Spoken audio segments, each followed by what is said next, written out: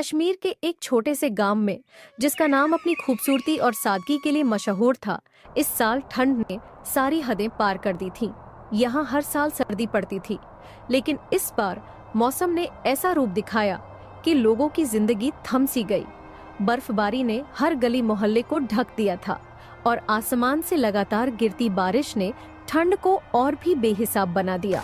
लोग अपने घरों में कैद होने पर मजबूर हो गए थे। जिन गलियों में कभी बच्चों की खिलखिलाहट गूंजती थी, अब वहां सन्नाटा पसरा हुआ था। ठिठुरन इतनी थी कि लकड़ी के चूल्हों की आग भी लोगों को राहत नहीं दे पा रही थी। गांव के बड़े बुजुर्ग भी कहने लगे थे कि उन्होंने अपनी जिंदगी में ऐसा कहर पहली बार देखा है। इस गांव में राजू और उसकी पत्नी सुनीता रहते थे। दोनों का जीवन साधारण लेकिन खुशहाल था, लेकिन इस बार की ठंड और बारिश ने उनकी जिंदगी पर भी गहरी छाप छोड़ी। लगातार होती बारिश और बर्फबारी। मेरे पास अब कुछ भी नहीं बचा है, तुम कुछ करती क्यों नहीं? आखिर तुम भी तो इस घर की जिम्मेदारी संभालती हो। मैं क्या कर सकती हूँ राजू, सब कुछ तुम्हारे सामने ही है। तुम्हें तो पता है इस बारिश में कुछ भी मुमकिन नहीं है। मैं खुद इस हालत में परेशान हूँ। तो फिर मैं क्या करूँ? खेतों में कुछ बचा नहीं है, सब बर्बाद हो चुका है। और इस ठंड में मैं खेतों पर जाकर भी क्या कर लूंगा?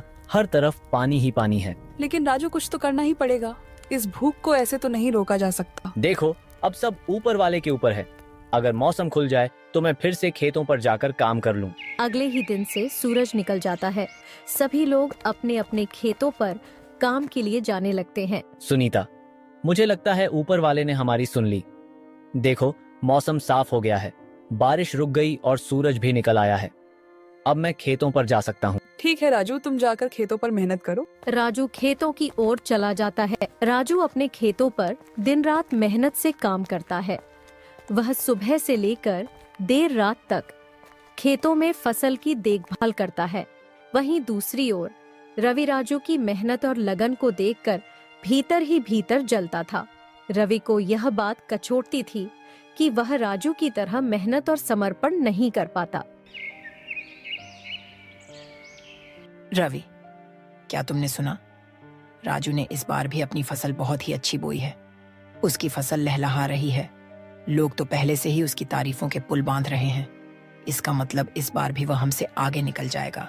नहीं राधिका, ऐसा मैं कभी नहीं होने दूंगा। हर बार वही आगे बढ़ता है और हम वहीं के वहीं रह जाते हैं। लेकिन अब बहुत हो चुका। इस बार राजू को पीछे छोड़ना ही होगा, चाहे कुछ भी करना पड़े। लेकिन रवि राजू की मेहनत और किस्मत को तो देखो। वह अपना हर काम पूरे मन से करता है। ऐसे में उससे मुकाबला करना आसान नहीं होगा। तुम बस देखती जाओ राधिका, इस बार मैं ऐसा कुछ करूंगा कि पूरा गांव मुझे याद रखेगा। सुनीता, इस बार मेरी फसल बहुत ही अच्छी आई है। ऊपर वाले ने चाहा तो मुझे उम्मीद है कि यह काफी अच्छे दामों में बिकेगी। हाँ राजू, मैंने भी सुना है कि तुम्हारी फसल इस बार बहुत बेहतरीन है। तुम्हारी मेहनत दिख रही है। मुझे पूरा यकीन है कि तुम अच्छे दामों में अपनी फसल बेच सकोगे। धन्यवाद सुनीता। राजू फिर अपने खेतों की ओर निकल जाता है। अरे भाई, तुम इतनी मेहनत कर रहे हो, तुम्हारी फसल तो इस बार बहुत ही अच्छी आ रही है।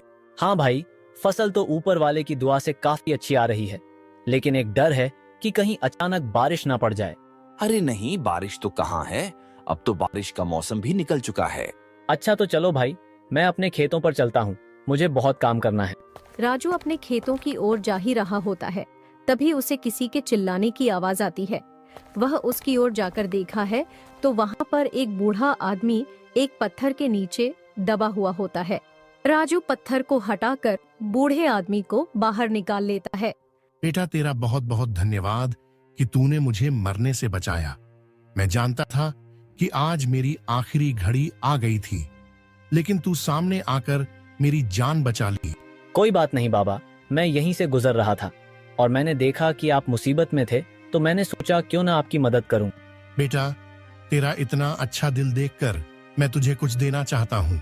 बाबा अपनी झोली से एक छोटी सी बोतल निकालते हैं। बेटा, यह कोई मामूली बोतल नहीं है, यह एक जादुई बोतल है। जब कभी तेरा बुरा वक्त आए, जब तुझे लगता है कि दुनिया तुम्हारे खिलाफ हो गई है और कोई रास्ता नहीं बचा, तो तू इस बोतल को आजमा लेना। बाबा, यह बोतल किस काम की है और मैं इसे किस तरीके से आजमाना चाहिए? बेटा, यह तुझे वक्त आने पर पता चल जाएगा।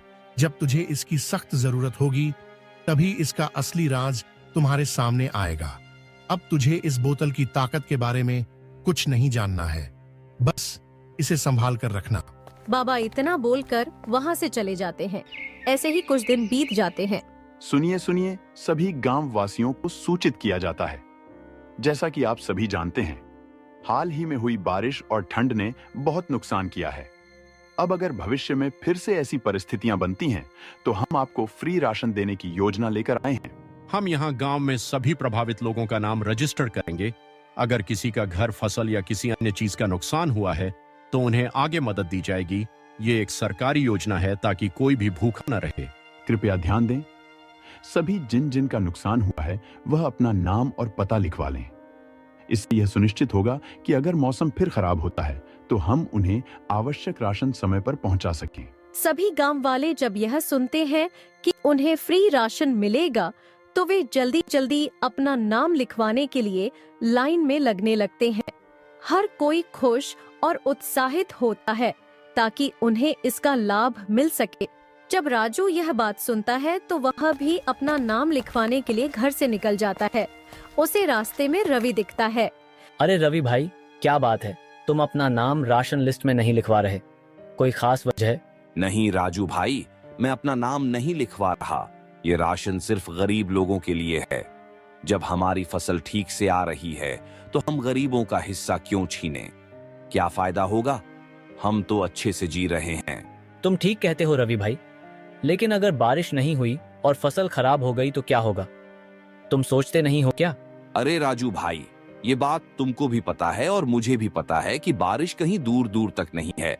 मौसम तो ठीक है, फसल भी सही आ रही है। अब अगर मैंने राशन ले लिया और किसी गरीब को नहीं मिला तो वह क्या करेगा? वह भूखा मर जाएगा और फिर मुझे ही बुरा लगेगा।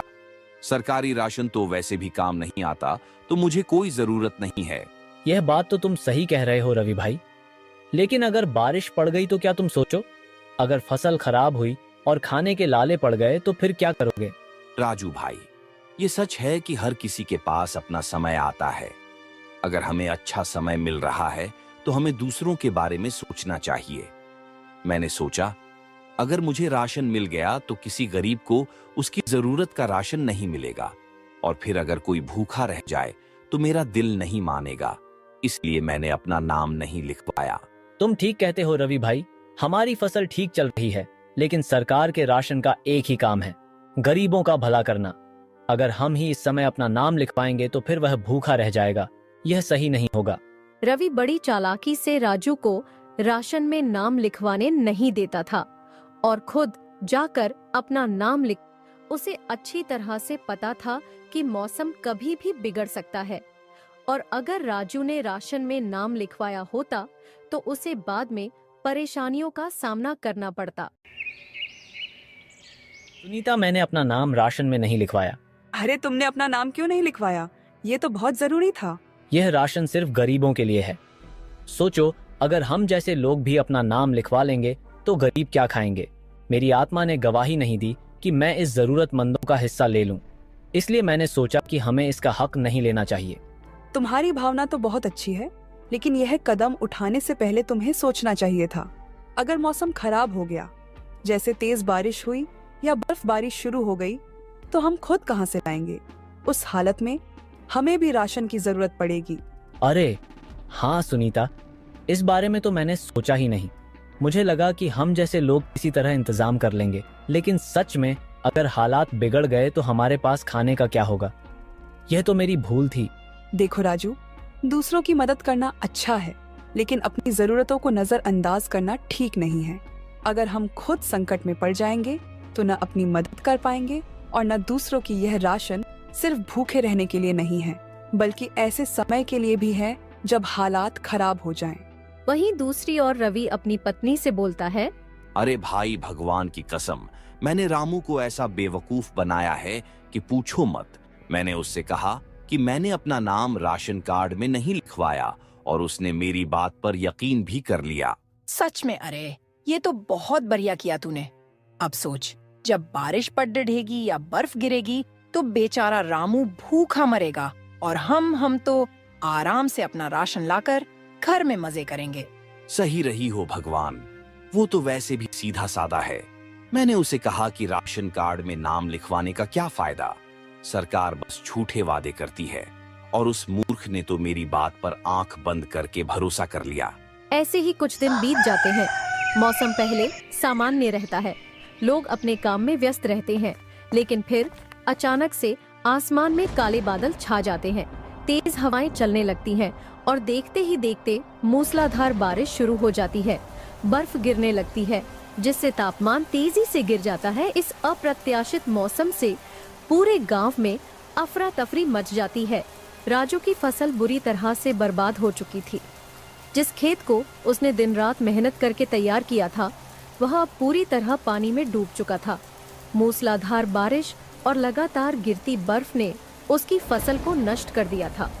खेतों में खड़े फसल के पौधे जो कभी लहराते हुए उम्मीद का प्रतीक लगते थे, अब पूरी तरह झुक चुके थे। कुछ पौधे मिट्टी में दब गए थे तो कुछ सड़ने लगे थे। राजू अपने खेतों पर जाता है और देखता है उसकी फसल बुरी तरीके से खत्म हो चुकी थी।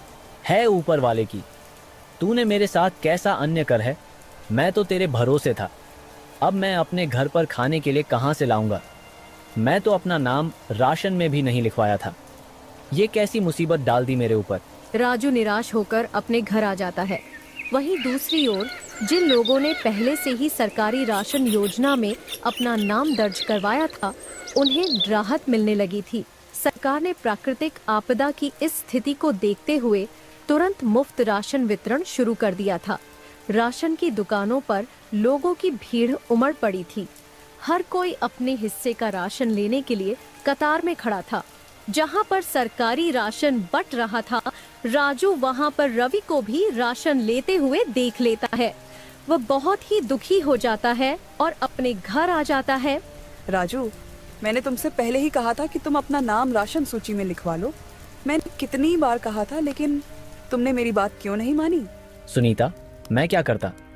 रवि ने मुझसे कहा था कि ये राशन सिर्फ उन गरीबों के लिए है जिनके पास कुछ भी नहीं है। उसने समझाया कि हम जैसे लोग जो थोड़ा बहुत कमा लेते हैं, उनका नाम लिखवाना गलत होगा। मैं उसकी बातों में आ गया और अपना नाम नहीं लिखवाया। और अब देखो, तुम्हारी इसी नासमझी की वजह से हम इस हाल में हैं। अब क्या करेंगे? हमारे पास खाने के लिए एक दाना भी नहीं बचा है। मुझे माफ कर दो सुनीता, मैं सच में नहीं जानता था कि रवि हमें धोखा देगा। और रवि, उसने तो कहा था कि वो भी राशन नहीं लेगा। उसने अपना नाम भी नहीं लिखवाया था, है ना? नहीं सुनीता, रवि तो चालाक निकला। उसने हमें झूठ बोलकर बेवकूफ बनाया। वो तो खुद राशन लेकर अपने घर चला गया, हमें यहीं भूखे मरने के लिए छोड़ दिया। मैं पहले ही कह रही थी कि उस पर भरोसा मत करो। अब देखो, हमारे पास कुछ भी नहीं है, तो अब क्या करें? एक काम करता हूँ, रवि के घर से राशन लेकर आ जाता हूँ। काम से कम आज रात का तो गुजारा हो ही जाएगा। बाहर बारिश और बर्फ दोनों गिर रही थी और खूब तेज की हवा चल रही थी और राजू रवि के घर जाता है। अरे राजू भाई, तुम इतनी बारिश में हमारे घर के बाहर क्यों खड़े हो? क्या बात है? रवि भाई, मैं बहुत परेशान हूँ। बारिश ने हमारी हालत और खराब कर दी है। हमारे पास खाने को एक दाना तक नहीं बचा। तुमने कहा था कि मेरा नाम राशन में नहीं लिखवाना, लेकिन तुमने अपना लिखवा लिया। अब तुमने हमें धोखा दे दिया। अरे राजू भाई, ये तुम क्या कह रहे हो? मैंने तुम्हें धोखा नहीं दिया। सच कहूं तो मैं भी अपना नाम नहीं लिखवाता, लेकिन मेरी पत्नी ने जोर देकर कहा कि नाम लिखवा लो, इसीलिए मैंने आखिरी वक्त पर जाकर अपना नाम लिखवा लिया। इसमें मेरी कोई गलती नहीं है। लेकिन रवि भाई, तुम्हारी एक सलाह की वजह से मैंने अपना नाम नहीं लिखवाया। अब देखो, मेरे घर में भूख से मेरी पत्नी तड़प रही है। कम से कम आज रात के लिए थोड़ा राशन दे दो ताकि हमारा गुजारा हो सके। अरे राजू भाई, मैं तुम्हारी हालत समझता हूँ, लेकिन मेरे पास खुद भी बहुत कम राशन बचा है। ये राशन सिर्फ मेरे परिवार के कुछ दिनों के गुजारे के लिए है।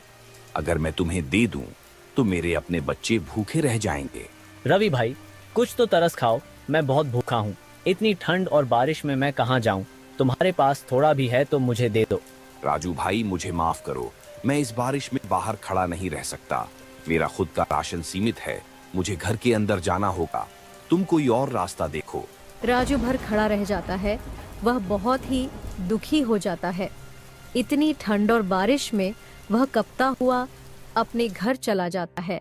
रवि, कौन था बाहर? तुम किसी से बातें कर रहे थे? अरे राजू आया था, बारिश में भीगता हुआ दरवाजे पर खड़ा होकर बोल रहा था कि मुझे राशन दे दो। और तुमने क्या कहा? मैंने साफ साफ बोल दिया कि हमारे पास भी राशन कम है। मैंने कहा, भाई ये राशन तो हमारे गुजारे के लिए ही मुश्किल से बचा है, मैं तुम्हें कैसे दूं? ये तो तुमने बहुत अच्छा किया। रवि, अब उसे समझ आएगा कि मजबूरी का क्या मतलब होता है। जब कोई इंसान बेबस होता है और उसे मदद नहीं मिलती तो वो कैसा महसूस करता है। राजू, क्या हुआ, राशन मिला कि नहीं? नहीं सुनीता, ये दुनिया बहुत मतलबी है। रवि ने साफ मना कर दिया। उसने कहा कि उसके पास खुद के लिए ही राशन नहीं है। उसने मुझे बिना कुछ दिए ही वापस भेज दिया। ये लोग ऐसे कैसे हो सकते हैं? तुम्हारे हालात देखकर भी उसे तरस नहीं आया? नहीं सुनीता, इस दुनिया में हर कोई सिर्फ अपने बारे में सोचता है। मुझे अब लगता है कि हम ऐसे ही भूखे मर जाएंगे। राजू और सुनीता दोनों निराश हो जाते हैं। तभी राजू को बाबा की दी हुई बोतल याद आती है। सुनीता, वह बोतल कहाँ है जो बाबा ने मुझे दी थी? कौन सी बोतल? वो बोतल जो बाबा ने मुझे कुछ दिन पहले दी थी। उन्होंने कहा था कि ये वक्त आने पर हमारी मदद। सुनीता वह बोतल नीचे को रख देती है। सुनीता, ये बोतल बाबा ने दी थी। उन्होंने कहा था कि ये जादुई है, लेकिन मुझे लगता है कि ये बेकार है। राजू, मैंने तो पहले ही कहा था कि ये सिर्फ एक नॉर्मल बोतल है, इसमें कुछ खास नहीं है। हाँ, शायद तुम सही कह रही हो। मैंने इतना भरोसा किया, लेकिन ये कुछ भी नहीं कर सकती। तुम हमेशा इन बेकार चीजों के पीछे पड़े रहते हो। इस बोतल से कोई जादू वादू नहीं होगा, इसे जाकर बाहर फेंक दो। राजू भर को जाकर जैसे ही वह बोतल फेंकता है, उसे बोतल के अंदर से एक पेड़ निकलता है। वह एकदम ही बड़ा हो जाता है और वह आम का पेड़ होता है। उसमें काफी अच्छे आम आ रहे होते हैं। यह देखकर राजू चौंक जाता है। तभी बाहर को सुनीता आती है। आम के पेड़ पर से एक आम नीचे को गिरता है। राजू वह आम उठाकर खा लेता है और आम को खाते के साथ ही राजू को बिल्कुल भी ठंड नहीं लगती। इतनी तेज बारिश में भी राजू एकदम गर्म रहता है। राजू समझ जाता है यह कोई मामूली पेड़ नहीं है, ये एक जादुई पेड़ है। जो भी इस पेड़ के आम खाएगा उसे ठंड नहीं लगेगी। देखो सुनीता, अब हम कभी गरीब नहीं रहेंगे। अब हमारे पास भी खाने को अच्छे से अच्छा होगा। मैं इन आमों को बाजार में भेजूंगा और देखना सभी गांव वाले इसे खूब शौक से खरीदेंगे। ये आम ठंड का इलाज है। अब हमें कभी भी भूखा नहीं रहना पड़ेगा। राजू, ये सब कैसे हुआ? ये पेड़ और ये आम, क्या ये सच में हमारी किस्मत बदलने वाले हैं? सुनीता, ऊपर वाले ने हमारी सुन ली है। ये पेड़, ये आम, सब कुछ एक चमत्कार जैसा लग रहा है। अब हमें सिर्फ मेहनत करने की जरूरत है। ये आम बाजार में सबसे ज्यादा बिकेंगे और लोग इन्हें सिर्फ इसलिए नहीं खरीदेंगे कि ये स्वाद में अच्छे हैं, बल्कि क्योंकि ये ठंड का इलाज है। यह बात धीरे धीरे पूरे गांव में फैलने लगती है कि राजू के पास एक जादुई आम है जो न केवल ठंड से बचाता है, बल्कि खाने से लोगों को ताकत भी मिलती है। लोग सुबह सुबह राजू के घर के बाहर लंबी कतारों में खड़े होने लगते हैं ताकि वह भी उस जादुई आम का स्वाद ले सके। कुछ समय बाद राजू के पास हर रोज सैकड़ों लोग आने लगते हैं जो इस अद्भुत आम का सेवन करने के लिए उसके दरवाजे तक पहुंचते हैं। राजू ने इस मौके का पूरा फायदा उठाया और अपनी मेहनत से बहुत अच्छा मुनाफा कमाया। अब वह सिर्फ आम बेचने तक सीमित नहीं था, बल्कि उसने एक सफल व्यवसायी के रूप में खुद को स्थापित कर लिया। उसकी यह सफलता न केवल उसकी मेहनत का नतीजा थी, बल्कि गांववासियों की मदद और आस्था का भी परिणाम था। राजू अब गांव में एक जाना माना और सम्मानित व्यक्ति बन चुका था और उसने अपने जीवन में जो कठिनाइयां झेली थीं, वे अब उसके लिए प्रेरणा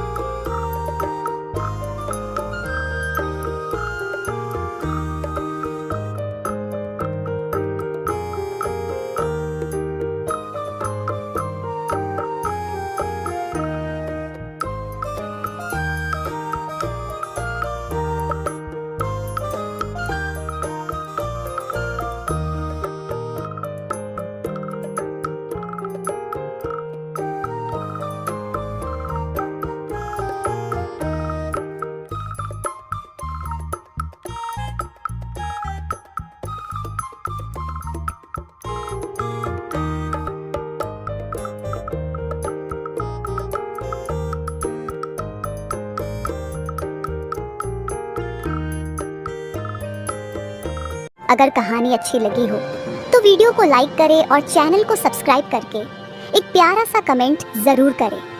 थैंक्स फॉर वॉचिंग।